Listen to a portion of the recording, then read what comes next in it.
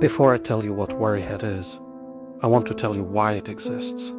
My name is Lucjan. I'm a husband, a writer, and I'm the guy behind worryhead. I didn't begin this because endometriosis seemed like an interesting subject to write about. I began because I watched the woman I love live through it. I watched pain change her body, her energy, her work, her confidence, and eventually, parts of the life we thought we were going to have. But over the years I noticed something else.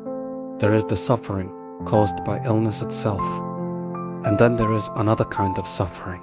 The suffering that comes from not being believed, from being dismissed, from being told that perhaps you are exaggerating, that maybe you are too sensitive, that perhaps it is stress, anxiety, or simply something you should learn to cope with better. And when you hear those messages often enough, something very dangerous can happen. The voice outside your head becomes the voice inside your head. You begin questioning yourself. Maybe I am overreacting. Maybe I should be stronger. Maybe this really is my fault. That is one of the reasons worryhead exists. Because pain is difficult enough.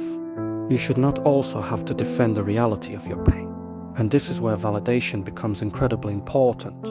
Validation does not mean blindly agreeing with everything somebody says. It does not mean rejecting medicine or science. It means taking another human being seriously enough to listen. It means being able to say, I may not yet understand what is happening inside your body, but I believe that what you are experiencing is real and it deserves proper attention. There is enormous dignity in that, and medicine needs more of it. Because a doctor can say, I don't know yet. That is very different from saying, there is nothing wrong with you. One leaves the door open to investigation. The other can make you doubt yourself for years.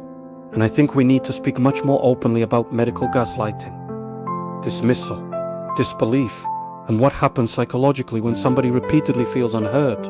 Because chronic illness does not only affect the body, it can affect your identity, your confidence, your relationship, your career, your intimacy, your independence, your plans, even the way you see yourself.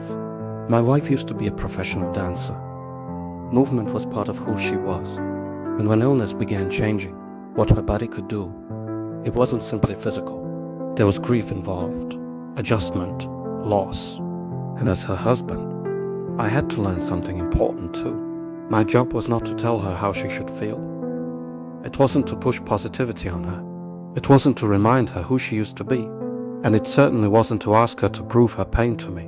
Sometimes the most powerful thing I could say was, I believe you. What do you need from me today? Compassion is being strong enough to stand beside suffering without minimizing it, running from it, or demanding that it disappear quickly enough to make everybody else comfortable. Whatever this illness has changed in your life, remember, you did nothing to deserve this.